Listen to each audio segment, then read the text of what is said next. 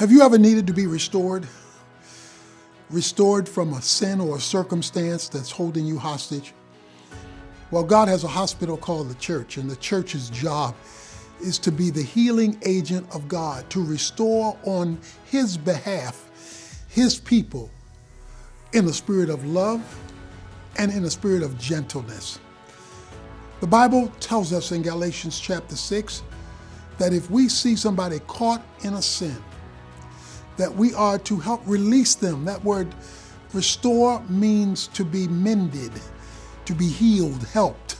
But he says you must be qualified, you who are spiritual. That means that you are spirit-led, which means you are biblically oriented, that you give God's perspective on things and you encourage people in God's name for the healing that they need or the burden that they need to be lifted. And he says when we do this, when we are healing and helping, relieving and releasing others, we are fulfilling the law of Christ. And when we fulfill the law of Christ, we position ourselves for God's law to be fulfilled for us when we need it. The church is not a hospice to simply make people comfortable. It's a hospital to make people better. And that's when the church is being the church and not a weekly event center where people just come for the spiritual entertainment of the week. But they come because they want to be part of God's healing agents as His spiritual doctors and nurses, as people who He has equipped and called to relieve the burden of others.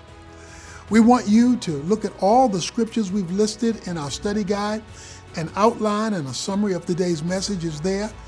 You simply need to log on to ocbfchurch.org/study guide. And you can get that, or if you don't already have it, you can download the OCBF mobile app and you can get the study guide there, as well as interact with other believers through this process of spiritual development. God wants to restore you, but He also wants you to be a restorer for others.